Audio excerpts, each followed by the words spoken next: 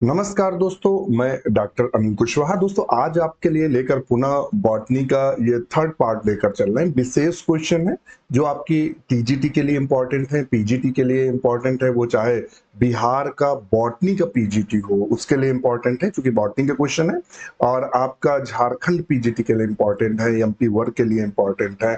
और आपका अगर असिस्टेंट प्रोफेसर की आप तैयारी कर रहे हैं, वो चाहे आरपीएससी का असिस्टेंट प्रोफेसर हो, उसके लिए भी क्वेश्चन इंपॉर्टेंट है। तो शुरू करते हैं वीडियो। उससे पहले रिक्वेस्ट, चैनल को लाइक सब्सक्राइब करें, दोस्तों के साथ शेयर जरूर करें। डॉक्टर नोट्स बायोलॉजी पूरा कोशिश ये करता है कि आपको उन्हीं क्वेश्चनों के साथ रूबरू कराया जाए जो एग्जाम की दृष्टि से 110% इंपॉर्टेंट हो। कोई भी ऐसे क्वेश्चन आपके साथ डिस्कस ना किए जाए जो एग्जाम की दृष्टि से महत्वपूर्ण ना हो, सिर्फ हवा हवाई हो। तो हम पूरी कोशिश करते हैं कि आपको ऐसा ही मैटर उपलब्ध कराया जाए जो अपने आप में यूनिक हो। तो वीडियो शुरू करें।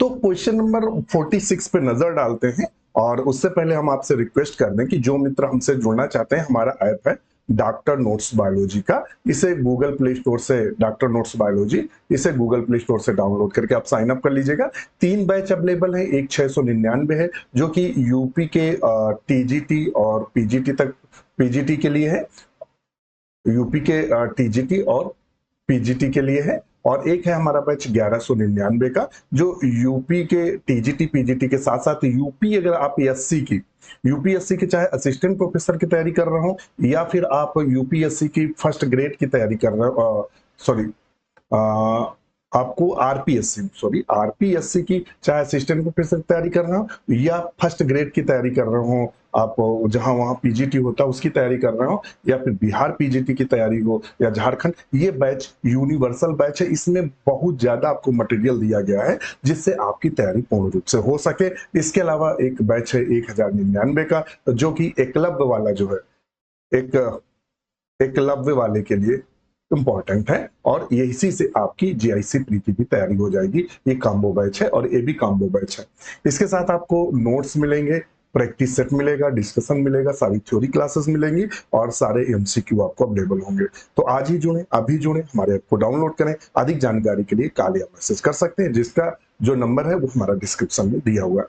चलिए 6 नंबर क्वेश्चन पर देखते हैं। सही कथन का चयन कीजिए। Select the correct statement. सही कथन क्या है? तो यहाँ ये चूंकि क्वेश्चन एग्जाम में पूछा गया है तो देखते हैं। कहता है कि many radial vascular bundle are found in dicot roots. देखिए, जो vascular, radial vascular bundle root में पाए जाते हैं, ये बिल्कुल सही है। फिर कहता है vascular bundle in dicot stem is conjoint collateral exarch, in stem the vascular bundle are arranged in the multiple rings. तो ये जरूरी नहीं, एक रिंग में अगर डाइकॉट है तो एक रिंग में होगा, और यदि डाइकॉट मोनोकाट है तो वेस्कुलर बंडल स्कैटर्ड या बिखरे हुए पाए जाते हैं। फिर सही का चयन कर रहा है, the vascular bundle of monocot stem are the close type. बिल्कुल यही सही है। देखिएगा, जो वेस्कुलर बंडल होता है, वेस्कुलर बंडल किससे कहते हैं? तो जाइलम और फ्लोएम, ध्यान रखिएगा। जाइलम और जब फ्लोएम, फ्लोएम जब साथ में होते हैं तो उसको वेस्कुलर बंडल कहते हैं। वेस्कुलर बंडल में जैसे जब कैम्बियम पाई जाती है, ध्यान रखिएगा, जाइलम और कैम्बियम और फ्लोएम, अगर ये कंडीशन है तो इसे हम ओपन प्रकार का वेस्कुलर बंडल कहते हैं। क्या बोलते हैं? ओपन प्रकार का। और क्लोज्ड में क्या होता है? जाइलम फ्लोएम पाया जाता है, कैम्बियम का अभाव होता है। मोनोकाट में कैम्बियम नहीं पाई जाती, इसीलिए एक बीजपत्री या मोनोकाट में सेकेंडरी ग्रोथ नहीं पाई जाती है। तो ऑप्शन नंबर 4 बिल्कुल सही होगा। ध्यान रखिएगा, वेरी वेरी इंपॉर्टेंट है। और यदि अगर हम कहेंगे एक पेन, हम आपको बता दें कि अगर डाइकाट स्टेम की बात करेंगे, किसकी? डाइकाट स्टेम की बात करेंगे, तो डाइकाट स्टेम होता कैसा है? तो इसमें जो वेस्कुलर बंडल पाए जाते हैं, कंजॉइंट पाए जाते हैं। कैसे? कंजॉइंट। और कैसे पाए जाते हैं? Collateral, collateral and open type के पाए जाते हैं। ओपन हमने आपको बताया कि इनमें प्राय कैम्बियम, कैम्बियम पाई जाती है। और जबकि मोनोकाट की अगर बात करें, मोनोकॉट की अगर बात करें, यानी एक बीज पत्री की अगर बात करें, तो एक बीज पत्री में क्या होता है? कंजॉइंट तो पाए जाते हैं, कंजॉइंट एंड कोलेट्रल, ट्रल तो पाए जाते हैं, परंतु कैसे होते हैं? क्लोज टाइप के होते हैं। क्लोज का मतलब क्या हुआ कि इसमें जो कैम्बियम होती है, ऊपर कर ले थोड़ा सा, इसमें जो कैम्बियम होती है वो क्या होती है, एब्सेंट होती है। तो यही वाला हमारा ऑप्शन सही होगा। तो चलते हैं अपने क्वेश्चन की ओर, तो 4 नंबर सही होगा। क्वेश्चन नंबर 47 में बहुत पूछा जाता है, टाइलोसिस विकसित होता है, टाइलोसिस डेवलप इन। टाइलोसिस प्राय किस में डेवलप होता है, ध्यान रखिएगा। टाइलोसिस जो होता है वो किस में डेवलप होता है, जो टाइलोसिस होती है वो प्राय किस में डेवलप होती है। तो हम टाइलोसिस को बता दें कि जो टाइलोसिस होती है वो वेसल्स में डेवलप होती है। किस में डेवलप होती है, वेसल्स में। टाइलोसिस जो होती है वेसल्स में डेवलप होती है। और वेसल्स के कुछ लक्षण पूछते हैं। जो वेसल्स होती है लगभग 10 सेंटीमीटर तक इनकी लेंथ होती है।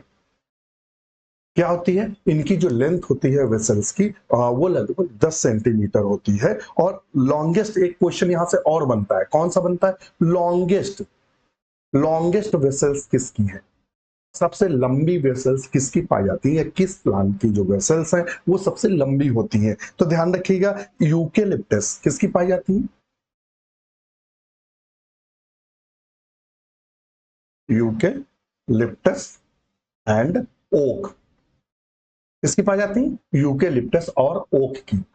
ये बना ओक की, यूकेलिप्टस और ओक की वेसल सबसे लंबी होती है। एक क्वेश्चन यहां से और उठता है, वो क्वेश्चन क्या उठता है वो भी हम आपको बता दें, क्योंकि क्वेश्चन बनता है तो पता होना चाहिए, क्योंकि एग्जाम आपको देना है। तो एग्जाम थोड़ा सा छोटा कर लें, हाँ अब सही है। तो वेसल्स लेस पूछ देता है, ये एग्जाम पे क्वेश्चन अक्सर पूछता है। Vessels less, vessel less angiosperm कौन कौन से हैं, एंजियोस्पर्म। एक्चुअली में जो एंजियोस्पर्म होते हैं, एंजियोस्पर्म में वाहिका यानी वेसल्स जो होती हैं वो प्रेजेंट रहती हैं, प्रेजेंट रहती हैं। मगर कुछ एंजियोस्पर्म ऐसे हैं जिनमें वेसल्स अनुपस्थित होती हैं। वो एंजियोस्पर्म कौन सा है, विंट्रेसी, कौन सा फैमिली है, विंट्रेसी फैमिली, ध्यान रखना, विंट्रेसी, टेट्रासेंट्रेसी, टेट्रासेंट्रेसी, और एक और फैमिली है ट्रोकोडेंड्रेसी। ये 3 फैमिलियों के जो पौधे होते हैं वो बेसेलस होते हैं, यानी उसमें बेसल्स नहीं पाई जाती हैं, ध्यान रखिएगा। इसके अलावा वेसल्स एब्सेंट इन, इसके अलावा किसमें वेसल्स एब्सेंट होती हैं, तो यक्का में, किसमें अनुपस्थित होती हैं, तो यक्का में और ड्रेसिना में। ये बहुत क्वेश्चन पूछा जाता है, ड्रेसिना में, यक्का और ड्रेसिना में भी वेसल्स जो होती हैं वो एब्सेंट होती हैं, नहीं पाई जाती हैं। इसको भी ध्यान में रखिएगा। चलिए अपने टॉपिक पर चलते हैं। हाँ, तो बात करते थे वेसल्स की, और वेसल्स में क्या पाया जाता है, तो जैसे ये संरचना होती है, तो वेसल्स के जो पिट होते हैं वहां से एक गुब्बारे नुमा संरचना निकल आती है, जिसे हम टाइलोसिस बोलते हैं। क्या बोलते हैं, टाइलोसिस के नाम से जानते हैं। तो इससे संबंधित कौन है, वेसल्स, कौन संबंधित है, वेसल्स, ध्यान रखिएगा। अच्छा, अगर एक ये कोशिकाएं पूछ देता है सीव ट्यूब्स, सीव ट्यूब्स, तो देखिएगा 2 शब्द होते हैं, एक होता है सीव ट्यूब्स, सीव ट्यूब्स होते हैं, और एक शब्द होता है सीव सेल्स, सीव कोशिकाएं और सीव ट्यूब, इसमें कंफ्यूजन है। सीव जो सेल्स होती हैं ये प्राय जिम्नोस्पर्म और टेरिडोफाइट में पाई जाती हैं। कहाँ पाई जाती हैं, जिम्नोस्पर्म और टेरिडोफाइट में पाई जाती हैं, टेरिडोफाइट्स में पाई जाती हैं। और जो सीव ट्यूब्स होती हैं ये प्राय एंजियोस्पर्म में पाई जाती हैं, एंजियोस्पर्म में पाई जाती हैं। एक क्वेश्चन और पूछ देता है कि जो सीव सेल्स है वो नाम किसने दिया था, तो हार्टिग ने दिया था, हार्टिग ने, किसने दिया था, हार्टिग ने दिया था, हार्टिग ने दिया था, ध्यान रखिएगा। तो ये भी क्वेश्चन आपसे पूछ देता है। चलिए नेक्स्ट क्वेश्चन है, कार्य कोशिकाओं की भित्ति पर उपस्थित मोमी पदार्थ होता है the waxy substance, waxy substance on the wall of cork cell. Cork cell के ऊपर एक मोमी पदार्थ होता है या वैक्स पाई जाती है, हम कह सकते हैं जो वैक्स पाई जाती है कार्क सेल पर, वो इनमें से कौन है। ऑप्शन क्या दिया है, पहला दिया सुबेरिन, लिग्निन, क्यूटिकल और काइटिन, ये दिया हुआ। तो जो मोमी पदार्थ होता है या जो मोम की तरह पदार्थ कार्क में पाया जाता है वो किसका बना होता है, तो वो किसका बना होता है? तो वो प्रायः बना होता है सुबेरिन का। किसका बना होता है? सुबेरिन का। वेरी वेरी इंपॉर्टेंट, ये क्वेश्चन ऐसे हैं जो आपसे हर एग्जाम में पूछे जाते हैं। तो किसका बना होता है? सुबेरिन का। नेक्स्ट क्वेश्चन है, निम्नलिखित में से कौन से पादप में क्रांज एनाटॉमी नहीं पाई जाती? Which the following plant does not have Kranz anatomy? ये एनाटॉमी का क्वेश्चन है। तो देखिए जनरली जो आपने जब क्या पढ़ा था, तो जब C4 साइकिल आपने पढ़ी थी, कहा? प्लांट फिजियोलॉजी में। कहा? प्लांट फिजियोलॉजी के फोटोसिंथेसिस चैप्टर में। फोटोसिंथेसिस चैप्टर में तो वहां बताया गया कि C4 कहां पाया जाता है, तो उसने कहा क्रांज एनाटॉमी में। और क्रांज एनाटॉमी की खास बात क्या होती है? बंडल ऑफ सीथ पाया जाता है। क्या पाया जाते हैं? बंडल ऑफ सीथ पाया जाता है। ये खास करेक्टर है, बंडल ऑफ सीथ का पाया जाना, क्रेंज एनाटॉमी का। तो ये किस में पाया जाता है? तो ये तो शुगर केन में पाया जाता है, मेज में पाया जाता है, सोरगम में। लेकिन व्हीट गेहूं है, गेहूं में प्राय क्रेंज एनाटॉमी देखने को नहीं मिलती है। तो ऑप्शन हम 4 सही करेंगे। 50 नंबर पे क्या सही करेंगे? 4 नंबर को। ये जो हम आपको क्वेश्चन पढ़ा रहे हैं, ये प्लांट एनाटॉमी के क्वेश्चन है।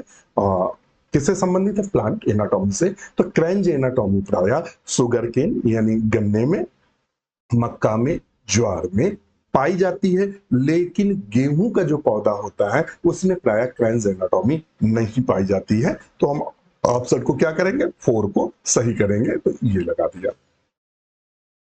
नेक्स्ट क्वेश्चन है, ये क्वेश्चन बहुत कॉमन है, एग्जाम में पूछा जाता है।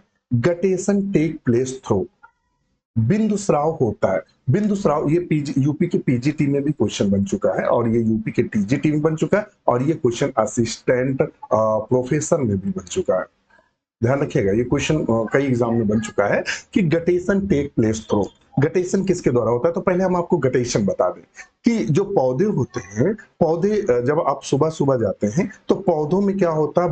बूंद के रूप में पानी, जो घास वाले पौधे होते हैं, घासी पौधे होते हैं, तो उनमें बूंद के रूप में पानी जो लीफ होती है वहां अग्रभाग पर छोटा सा बिंदु रखा मिलता है, जिसे गटेशन कहते हैं। आप प्लांट फिजियोलॉजी जब पढ़ेंगे तो वहां गटेशन की बात करेंगे। तो अब जो क्वेश्चन ये वाला है, ये प्लांट फिजियोलॉजी का क्वेश्चन है।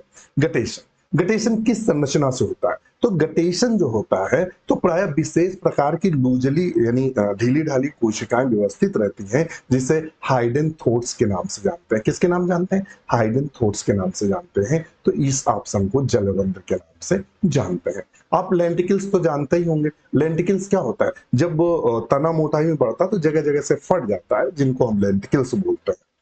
स्टोमेटा जिसे हम रंध्र तो जानते हैं। बुलीफॉर्म सेल्स किसमें पाई जाती हैं? तो बुलीफॉर्म्स कोशिकाएं प्राय मोनोकॉट में देखने को मिलते हैं। कहां देखने को मिलती है? मोनोकॉट में बुलीफॉर्म सेल्स देखने को मिलती हैं। और ये बुलीफॉर्म वाला क्वेश्चन हर एग्जाम में आपको देखने को मिलता है। तो बुलीफॉर्म रट के जाना, एग्जाम में रखा मिलेगा। ये हाइडन थोट्स रट के जाना। तो ये हमने आपको ऑप्शन 3 सही कराया।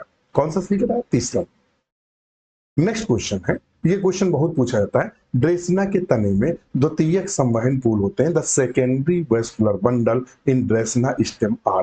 तो ड्रेसिना के स्टेम में किस प्रकार के वेस्कुलर बंडल देखने को मिलते हैं? ये क्वेश्चन ऐसा है कि हर TGT, PGT, LT, GIC, assistant professor, कोई भी कहीं का एग्जाम हो, ये कॉमन क्वेश्चन है, बार बार पूछा जाता है। हम आपको कॉमन क्वेश्चनों को बताते चल रहे हैं, कौन से क्वेश्चन ऐसे हैं जो एग्जाम में देखने को मिलना ही है। तो सेकेंडरी वेस्कुलर बंडल ड्रेसिना स्टेम में कौन से देखने को मिलते हैं? तो देखिए, 2 प्रकार के वेस्कुलर बंडल होते हैं। कौन कौन से? एक होता है एम्फीवेसल, एम्फीवेशन, और एक होता है एम्फीक्राइबल, एम्फीक्राइबल। 2 प्रकार के होते हैं। एम्फीवेसल वेस्कुलर बंडल क्या होते हैं? पहले तो ये दिया वो एम्फीवेसल, इसके बारे में देख रहे हैं, जिसमें जाइलम चारों तरफ और बीच में फ्लोएम। बीच में क्या होता है? फ्लोएम। तो हमने लिख दिया फ्लोएम। और किनारों पर जो लाइन लगा रहे हैं, ये है मान लो जाइलम। ये क्या है? जाइलम। तो इस प्रकार के वेस्कुलर बंडल को हम किसके नाम से जानते हैं? एम्फीवेसल के नाम। एम्फीवेसल का मतलब हुआ वेसल्स का चारों ओर पाया जाना। और वेसल्स, ध्यान रखिएगा, ऐसे भी याद रख सकते हैं, वेसल्स का चारों ओर पाया जाना। और वेसल्स कहाँ होती है? जाइलम में होती है। तो ऐसे लगा सकते हैं, बीच में फ्लोएम। तो ये किस में पाया जाता है? तो ये प्राय पाया जाता है यक्का, यक्का और ड्रेसिना, ड्रेसिना एम्फीवेसल। और एम्फीक्राइबल क्या होता है? एम्फीक्राइबल होता है तो थोड़ा सा ऊपर ले ले, यहाँ आप देख लीजिएगा एम्फीजोक्राइबल होता है, ये जो ऊपर दिख रहा है वहां आप देखेंगे एम्फीजोक्राइबल होता है। तो फ्लोएम जो बीच में जाइलम होता है, बीच में हमारा ये हो गया जाइलम और किनारों पर ये हो गया डॉट डॉट डॉट, ये हो गया फ्लोएम। इसको बोलते हैं एम्फीक्राइबल। और ये किस में देखने को मिलता है? प्रायः फर्न में देखने को मिलता है। क्योंकि हमसे उसने क्या पूछा, secondary vascular bundle Dracaena stem are, तो वो क्या होता है? एम्फीवेशल होता है। तो ऑप्शन 2 को हम बिल्कुल सही करेंगे। किसको सही करेंगे? तो ऑप्शन 2 को बिल्कुल सही करेंगे। समझ गए होंगे हम कहना क्या चाह रहे हैं, एम्फीवेसल। और बाइकोलेटरल वेस्कुलर बंडल अक्सर पूछता है एग्जाम में, बाइकोलेटरल से तो आया हुआ है कई बार क्वेश्चन। तो ये प्रायः सोलेनेसी में पाया जाता है और कुकुरबिटेसी में पाया जाता है, बाइकोलेटरल वेस्कुलर बंडल। ध्यान रखना, ये बार बार क्वेश्चन पूछा जाता है। नेक्स्ट क्वेश्चन, ईसाऊ की परिभाषा के अनुसार निम्नलिखित में से क्या छाल में सम्मिलित नहीं है? Which of the following is not included the term bark as defined by Esau. Esau ने बार्क के बारे में बताया, एक साइंटिस्ट थे ईसाऊ, ईसाऊ ने बार्क के बारे में बताया। तो उन्होंने जो बताया उसमें से इनमें से secondary phloem, pericycle, periderm, cortex में से क्या सम्मिलित नहीं है ईसाऊ में? तो सेकेंडरी जो फ्लोएम है ईसाऊ के अनुसार बार्क के अंतर्गत सम्मिलित नहीं है। तो ऑप्शन 1 को हम सही करेंगे। नेक्स्ट क्वेश्चन है, वेलामेन ऊतक उपस्थित होते हैं, वेलामेन टिश्यू। ये यूपी के पीजीटी में भी वेलामेन से कुछ क्वेश्चन आया था शायद कि वेलामेन किस टिश्यू से डेवलप होता है, इस तरह का क्वेश्चन आया था अभी 21 वाले पीजीटी में। वेलामेन टिश्यूज प्रेजेंटेड किस में पाया जाता है? तो देखिए वेलामेन टिश्यूज क्या होता है, हम आपको ये भी बता दें कि जो ऑर्किड होते हैं, क्या होते हैं? ऑर्किड जो होते हैं उसके जो बाह्य सतह होती है उसमें कुछ विशेष प्रकार के स्पंजी टिश्यूज पाए जाते हैं। इस तरह से ये स्पंजी टिश्यूज पाए जाते हैं जिसको वेलामेन टिश्यूज के नाम से जानते हैं। वेलामेन ये क्या करते हैं, वायुमंडल के जो वाष्प होती है या जो जल होता है वायुमंडल का उसको सोख लेते हैं और पौधे को देते हैं। तो ये नहीं वाटर सप्लाई का कार्य करते हैं। तो ये किस में देखने को मिलते हैं? श्वसन मूल में। और श्वसन मूल किस में पाया जाता है? तो राइजोफोरा वगैरह में। तो ये तो कहाँ श्वसन मूल किस में पाया जाता है? तो हाइग्रोस्कोपिक, नहीं, निमेटोफोर्स कहाँ पाए जाते हैं? मैनग्रुव वनस्पति है जो आपके समुद्री तटों पर जो पौधे पाए जाते हैं वहां निमेटोफोर देखने को मिलते हैं। Aerial root of banyan tree, बिल्कुल नहीं। बनियान ट्री में जो एरियल रूट्स होती हैं वो मिट्टी में धंसकर उसको सपोर्ट देने का कार्य करती हैं। रूट ऑफ एपीफाइटिक प्लांट्स, बिल्कुल सही है। कुछ ऑर्किड्स एपीफाइट्स होते हैं, दूसरे पौधों पर वृद्धि करते हैं और उनको जल की आवश्यकता होती है तो वायुमंडल से लेते हैं। तो ऑप्शन 3 को सही करेंगे कि आदि पादपी पादपों की जड़ों में। तो नंबर 3 हास्टोरियल रूप ऑफ पैरासाइटिक प्लांट, ये गलत है। तो ऑप्शन 3 को 54 में क्या सही करेंगे? तो 54 में हम 3 को सही करेंगे कि जो वेलामेन है ये आर्किड में पाए जाते हैं और ये कैसे होते हैं? एपीफाइट होते हैं, दूसरे पौधों पर ग्रो करते हैं। तो इसलिए ये वायुमंडल की जो नमी है उसको एब्जॉर्ब करते हैं और वायुमंडल की नमी एब्जॉर्ब करके फोटोसिंथेसिस करते हैं, क्योंकि फोटोसिंथेसिस के लिए जल की आवश्यकता होती है इसलिए। नेक्स्ट क्वेश्चन है, ये जो क्वेश्चन पूछ दिया गया ये टीलोम थ्योरी, ये आप जब टेरोडोफाइट पढ़ेंगे तो ये थ्योरी किसने दी थी? According to the telome theory monopodial branching was derived from the dichotomous branching. जब आप बीएससी में पढ़े होंगे या इसको एमएससी में, दो जगह टॉपिक है ये टीलोम थ्योरी। जब टेरोडोफाइट पढ़ते हैं तो ये टॉपिक बीएससी में भी आपको मिलेगा और यही टॉपिक आपको एमएससी में मिलेगा, टीलोम थ्योरी। और किसने दिया था? जिमरमैन ने दिया था टीलोम थ्योरी। ध्यान रखने, बहुत क्वेश्चन पूछा जाता है। किसने दिया था? जिमर मैन ने दिया था। क्या? टीलोम थ्योरी। टीलोम थ्योरी देने का श्रेय जिमरमैन को जाता है। तो ये कहता है कि जो एक एकाक्षिक शाखन या monopodial branching was derived from the dichotome, किसके द्वारा होता है? ओवर टॉपिंग के द्वारा होता है, ओवर टॉपिंग के द्वारा होता है। तो ऑप्शन 1 सही है। नेक्स्ट क्वेश्चन है 56 नंबर पे, अभिकथन ए के कारण आर पर विचार कीजिए, नीचे दिए गए कूटों की सहायता से करिए। चलिए देखते हैं।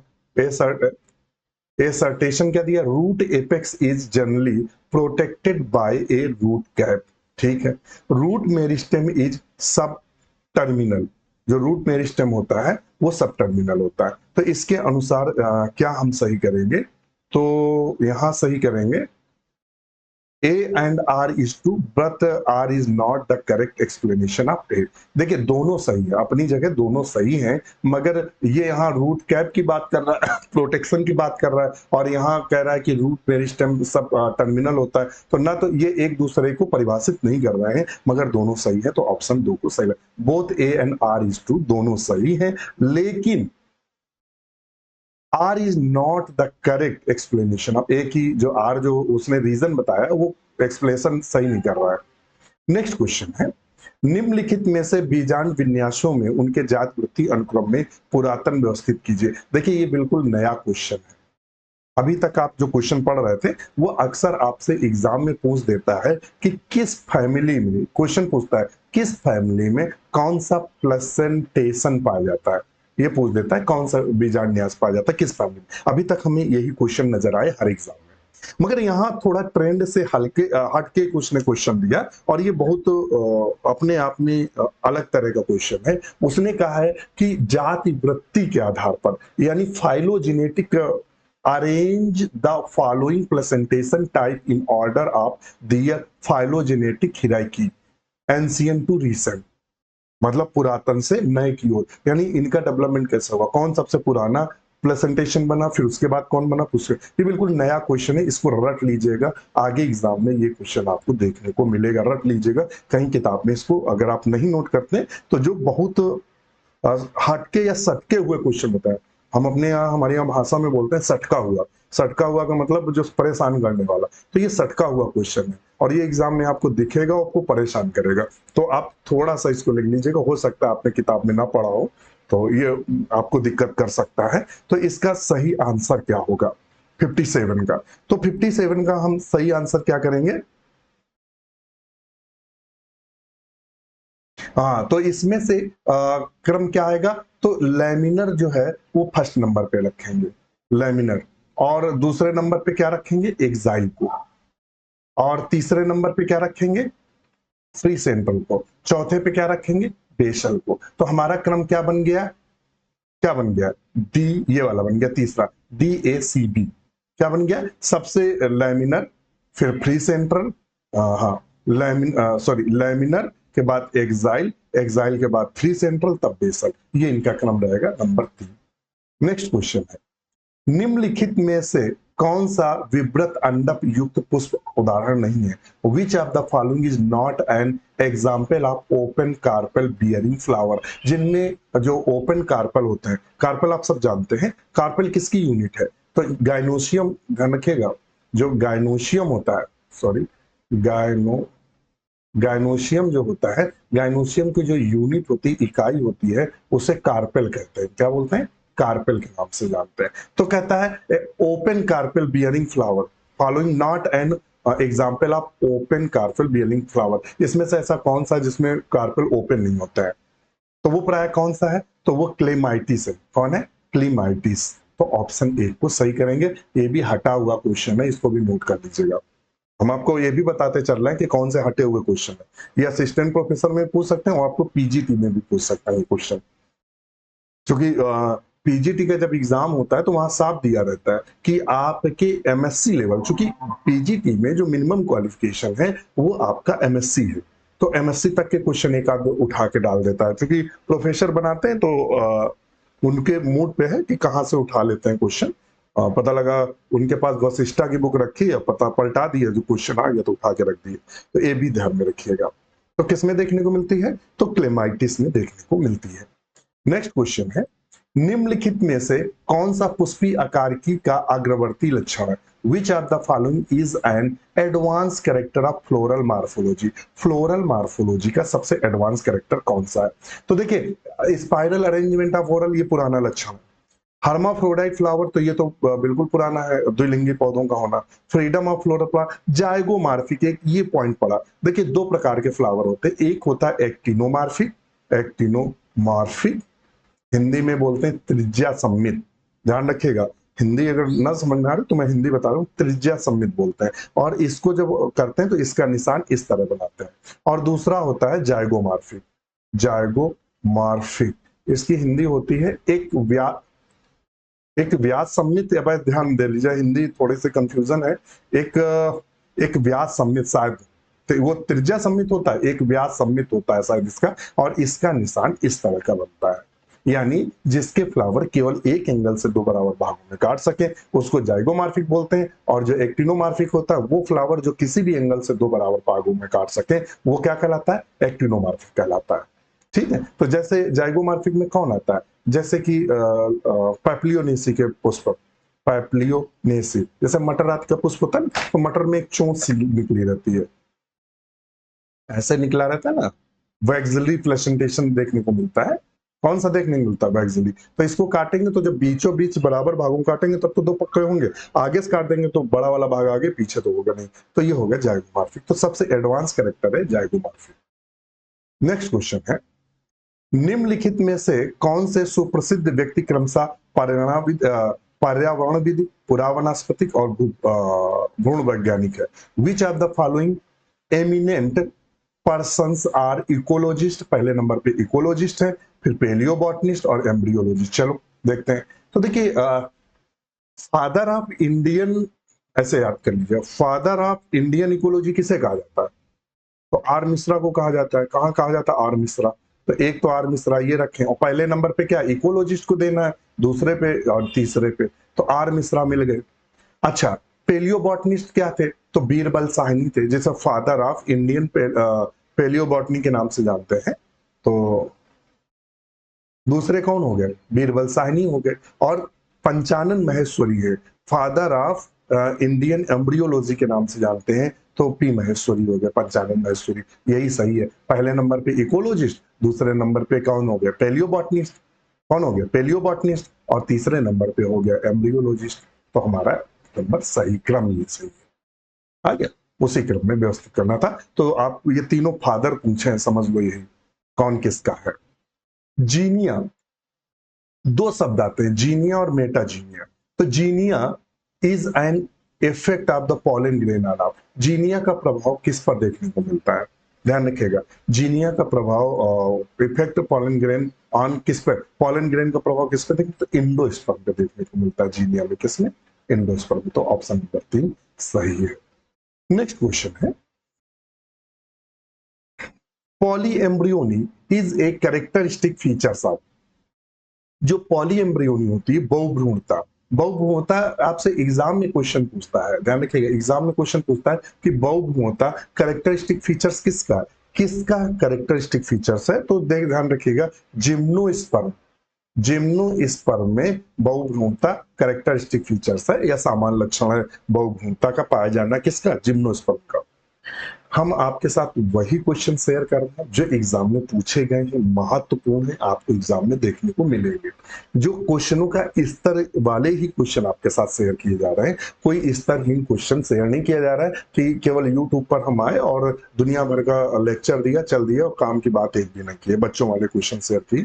तो क्वेश्चन वही शेयर कर रहे हैं जो एग्जाम, और जो क्वेश्चन एग्जाम में नहीं पूछते उनको हम कदापि लेकर नहीं आते हैं, और ये काफी महत्वपूर्ण क्वेश्चन है जो आपको एग्जाम में देखने को मिलेंगे। तो हमारे साथ बने रहिएगा, हमारे चैनल को लाइक सब्सक्राइब दोस्तों के साथ शेयर कर दीजिएगा, अपने दोस्तों के साथ शेयर एक जरूर करिएगा, और आप डॉक्टर नोट्स बायोलॉजी के बारे में बताइएगा। अभी तक हमारे 250 मित्र ऐसे हैं, 250 से ऊपर निकल चुकी है संख्या, जो विभिन्न स्टेट में और यूपी के विभिन्न स्टेट में एज लेक्चरर, एज सहायक अध्यापक, एज असिस्टेंट प्रोफेसर कार्य कर रहे हैं। ये हमारे लिए खुशी की बात है कि हमारे परिवार के इतने सदस्य जॉब कर रहे हैं। तो आए दिन कोई ना कोई हमारे मित्र सेलेक्ट होता रहता है। तो हम अपने फेसबुक पेज पे हमें आप फॉलो कर सकते हैं, डॉक्टर नोट्स बायोलॉजी। आप फेसबुक पर भी हमें फॉलो कर सकते हैं, यूट्यूब पर भी फॉलो कर सकते हैं, और हमें आप डेली उस पर इंस्टाग्राम पे भी डॉक्टर नोट्स बायोलॉजी पेज को फॉलो कर सकते हैं। तो कौन है, तो कहता है पॉली एम्ब्रियो। तो पॉली एम्ब्रियोनी खोजी कहाँ गई थी, तो किसने खोजी थी, देखो लीवेनहॉक ने खोजी थी। किसने खोजी थी, लीवेनहॉक ने पॉली एम्ब्रियोनी खोजी थी, किसमें, सीट्रस में। तो हम यही लगा देंगे किसको, सीट्रस, ऑप्शन 1 सही है। नेक्स्ट क्वेश्चन है, त्रिगुणित पादप प्राप्त किए जाते हैं, triploid plant can be obtain from culture of. अगर हमें ट्रिप्लॉइड प्लांट प्राप्त करना है तो किससे प्राप्त करें, ये आपके कॉमन सेंस का क्वेश्चन है, इसको याद नहीं करना मिलेगा, ये नहीं मिलेगा। तो देखिएगा प्लांट में इनमें से वो कौन सी संरचना है जो ट्रिप्लॉइड है, एंथर कैसा है? हैप्लॉइड है। एंथर का जो पॉलन ग्रेन्स होगा वो हैप्लॉइड होगा। अगर पूरे एंथर की बात करेंगे तो फिर डिप्लॉइड होगा। हम पॉलन ग्रेन के लेकर चलते हैं। चलो, सूट मेरिस्टेम कैसा होगा? तो सूट मेरिस्टेम डिप्लॉइड होगा। इंडोस्पर्म कैसा होगा? तो एंजियोस्पर्म का ध्यान रखिएगा, एंजियोस्पर्म का जो एंडोस्पर्म होता है वो ट्रिप्लॉइड होता है। क्योंकि किससे बनता है? तो ये डबल फ्यूजन से बनता है या डबल फर्टिलाइजेशन से बनता है, फर्टिलाइजेशन से बनता है। तो ये कितना हुआ? Triple N, triploid. तो अगर हम इस एंडोस्पर्म को कल्चर करा दें तो हमारा प्लांट कैसा तैयार हो जाएगा? तो ट्रिप्लॉइड। तो ऑप्शन 3 सही है। एंटीपोडल सेल्स कैसी होती हैं? तो एंटीपोडल सेल्स जनरली हैप्लॉइड होती हैं। नेक्स्ट क्वेश्चन देख लेते हैं। न्यूसिलर एम्ब्रियोइज, जब आप एम्ब्रियो पढ़ते हैं, एम्ब्रियोलॉजी, प्लांट की एम्ब्रियोलॉजी अगर बात कर रहे हैं, तो जब आप प्लांट की एम्ब्रियोलॉजी पढ़ते हैं तो प्लांट की एम्ब्रियोलॉजी जब आप स्टडी करते हैं तो वहां दिया रहता है न्यूसिलर एम्ब्रियो किससे डेवलप होता है? तो न्यूसिलर जो एडवांटिव एम्ब्रियोनी से, किससे? एडवांटिव एम्ब्रियोनी से डेवलप होता है। ध्यान रखिएगा। तो ऑप्शन 3 को हम सही करेंगे। फिर कहता है the compatibility the compatibility of stigma is recognized by वर्तिकाग्र की संगतता पहचानी जाती है। किससे पहचानी जाती है? कैसे? पराग की जो स्टिग्मा होता है, अपने जो जरूरत का परागकण होता है उसे ही मतलब अपने ऊपर उगने देता है या पॉलन ट्यूब बनने देता है, बकाया को नहीं बनने देता। तो वो होता है एक्स्ट्रा सेलुलर प्रोटीन से। किससे? एक्स्ट्रा सेलुलर प्रोटीन से। तो ऑप्शन हम क्या सही करेंगे? 2। क्या सही करेंगे? 2। पॉलन किट और यूबिस बॉडी ये कहां देखने को मिलती है? तो ये प्राय पॉलन ग्रेन्स पर देखने को मिलती है। तो ऑप्शन हम किसका सही करेंगे? तो 65 में हम 2 को सही करेंगे। किसको सही करेंगे? 2 को। फिर कैरेंकल इज अब्लाशी, वेरी वेरी इंपॉर्टेंट, हर एग्जाम में पूछा जाता है। Caruncle is the characteristic feature of the family. Caruncle किस में देखने को मिलता है? कैरेंकल जो होता है किस में देखने को मिलता है? तो देखेंगे कि जो कैरेंकल होता है वो कहां देखने को मिलता है? अंडी सुना है? अब मुझे नहीं लगता आपने सुना। गांव में अगर अंडी या अंडा, ध्यान रखना रिसनस बोलते हैं। अब चूंकि वैज्ञानिक भाषा में बात करेंगे तो रिसनस बोलता है। तो रेसनस में या अंडी अंडा जो रहते हैं खेतों के पास खड़े रहते हैं, छोटी छोटी निकलती हैं अंडियां। अंडी, हम लोग अंडी बोलते थे बचपन में। तो 2 लड़के लेते थे अंडी और आपस में लड़ाते थे किसकी मजबूत है, और ऊना पूना खेला जाता था चित्तपट अंडी से। तो अब आप लोग क्या जानते हैं मुझे नहीं मालूम, मेरे यहाँ तो अंडी बोलते थे। तो इस तरह से एक उभरी हुई संरचना सफेद निकली रहती है जिसे हम कैरेंकल के नाम से जानते हैं। किसके नाम जानते हैं? कैरेंकल के नाम से जानते हैं। तो ये कैरेक्टरिस्टिक फीचर्स है। ये रिसनस किस में पाया जाता है? तो यूफोर्बिएसी में। तो ऑप्शन 1 को हम सही करेंगे। किसको सही करेंगे? ऑप्शन।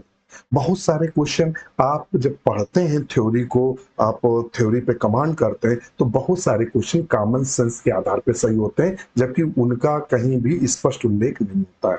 जैसे कि अभी आपको एग्जाम में क्वेश्चन पूछा था अभी ये वाला कि ट्रिप्लॉइड प्लांट किससे करते हैं, तो ये कहीं आपको बुक में मुश्किल है जो मिल जाए ट्रिप्लॉइड प्लांट, मगर ये कॉमन सेंस का क्वेश्चन था कि आप जो एंडोस्पर्म होता है ट्रिप्लॉइड होता है उसी का कल्चर कराएंगे तभी ट्रिप्लॉइड प्लांट। तो कुछ बहुत सारे क्वेश्चन ऐसे होते हैं जो आपके कॉमन सेंस से सही होता है। नेक्स्ट क्वेश्चन है 67 पे, निम्नलिखित में कौन सा बीजाणुज भ्रूणकोश का एक प्रकार है? Which of the following is type of bisporic? देखिएगा 3 प्रकार के बताए गए, मोनोस्पोरिक, मोनोस्पोरिक और बाइस्पोरिक और शायद टेट्रास्पोरिक था। अब मुझे याद नहीं है, टेट्रास्पोरिक शायद था, टेट्रास्पोरिक। इसको एक बार चेक कर लीजिएगा। 3 मोनोस्पोरिक में पॉलीगोनम आता है, ऑर्निथेरा आता है और पॉलीगोनम आता है। ऑर्निथेरा आता है और पॉलीगोनम। बाइस्पोरिक में कौन आता है? तो बाइस्पोरिक में एलियम आता है। कौन आता है? एलियम। और टेट्रास्पोरिक में प्लम्बागो आता है। कौन आता है? प्लम्बागो। तो देखिए पॉलीगोनम क्या है? मोनोस्पोरिक है, मोनोस्पोरिक है। जब आप एम्ब्रियो सैक डेवलपमेंट पढ़ेंगे, एम्ब्रियो सैक का डेवलपमेंट पढ़ेंगे तो वहां एक चार्ट दिया है। जो पंचानन महेश्वरी है उन्होंने बताया था कि एम्ब्रियो सैक का जो डेवलपमेंट होता है वो मोनोस्पोरिक, बाइस्पोरिक, टेट्रास्पोरिक में बांटा था। तो एडॉक्सा किस में पाया जाता है? तो एडॉक्सा टेट्रास्पोरिक में पाया जाता है। प्लम्बेजेला टेट्रास्पोरिक में। जब एलियम है वो बाइस्पोरिक होता है। ध्यान रखिएगा, यहाँ से एक क्वेश्चन जरूर हर एग्जाम में आपसे एम्ब्रियोलॉजी से जो पूछा जाता है, हर एग्जाम में, अगर आप टीजीटी पीजीटी का एग्जाम में, यहाँ से क्वेश्चन उठाता जरूर है। तो इसको एक बार देख लीजिएगा। एग्जाम्पल पूछता है, मोनोस्पोरिक पूछ देता है अक्सर, और बाइस्पोरिक ज्यादा पूछता है। कभी कभी टेट्रास्पोरिक भी पूछ देता है, कभी कभी पूछ देता है किसमें एंटीकोडल सेल नहीं पाई जाती, किस एम्ब्रियो साइट में। तो इसको भी ध्यान में रखिएगा। आप हमारे वीडियो आप देख सकते हैं, हमें आप हमारे ऐप पर आप जुड़ सकते हैं। तो आपको ये सब पढ़ाया हमने, किसमें एंटीपोडल सेल पाई जाती हैं, किसमें 9n प्रकार का एंडोस्पर्म पाया जाता है, ब्रोंकोस पाया जाता है, ये सब हमने पढ़ाया है। अच्छा, परिभाषिक पद फर्स्ट को परागकण कारक सेकंड सुमेलित कर नीचे दिए गए कूटों की सहायता से सही चयन कीजिए। Match the term column first with the agent the pollination column second. मतलब ये हमारे एजेंट हैं और ये हमारा पॉलिनेशन, मैच कराना है। चलो करा लेते हैं। देखिएगा, जो विंड के द्वारा हमें जो आता है पहले उनको मैच कराएं, शायद मिल जाए। विंड, हवा के द्वारा जो पॉलिनेशन होता है या परागण परागण जो हवा के द्वारा होता है, उसको हम प्रायः एनिमोफिली के नाम से जानते हैं। किसके नाम से जानते हैं? एनिमोफिली के नाम से जानते हैं। तो इसको कर दो। और काइरोप्टेरोफिली किसको बोलते हैं? तो चमगादड़ के द्वारा जो होता है। चलो चमगादड़ कर दो, ये हमने कर दिया चमगादड़। आंट्स के द्वारा जो होता है उसको क्या बोलते हैं? तो आंट्स जो होता है आंट्स के द्वारा, उसे मायरिमिकोफिली बोलते हैं। क्या बोलते हैं? मायरिमिकोफिली। चलो देख लेते हैं बी में कौन सा जाएगा। तो बी में जाएगा फोर्थ। पहले बी में देखो फोर्थ कौन सा है, ये आया। चलो एक और मैच करा लो, अभी पता चल जाएगा। बैट्स के द्वारा फिफ्थ, बींड। बी में फिफ्थ आंट्स द्वारा जो होता है, सॉरी, बैट्स द्वारा। तो सी में फिफ्थ, तो सी में फिफ्थ, ये दो मिल गए। ठीक। आंट्स में थर्ड, ई में थर्ड देख लो भाई, ई में थर्ड। आंट्स में मेलिटो सेकेंड है, सॉरी आंट्स सेकेंड है, ये सेकेंड मिल गया। तो ऑप्शन तीन ही सही करेंगे। ए में क्या होगा? ए में थर्ड होगा। ए में थर्ड मेल्टो मेलिटोफिली, और रेन जो होगा ओम्ब्रोफिली होगा। तो ऑप्शन कौन सा सही करेंगे? तीन। कभी कभी क्या होता है, अगर आपको पूरे ऑप्शन नहीं आते तो जो जो ऑप्शन आते हो उनको एक बार मैच करा लीजिए। दो से तीन में कभी कभी क्वेश्चन सही हो जाता है। तो देखिए ये क्वेश्चन सही हो गया। तो आप समझ गए होंगे किसके द्वारा कौन सा पॉलिनेशन होता है। नेक्स्ट क्वेश्चन दिया है, नीचे दिए गए कूटों की सहायता से भ्रूणपोष की अनुपस्थिति से अवलक्षित कुलों का चयन कीजिए। Choose the families characterised by the absence of endosperm, जिनमें भ्रूणपोष अनुपस्थित होता है, using the code given below. ये कोड दिए हैं, उसके आधार पर आपको करना है। प्राय कौन कौन से में ये देखने को मिलता है। तो 69 पे हम सही क्या करेंगे? तो 69 पे आता है बी और सी।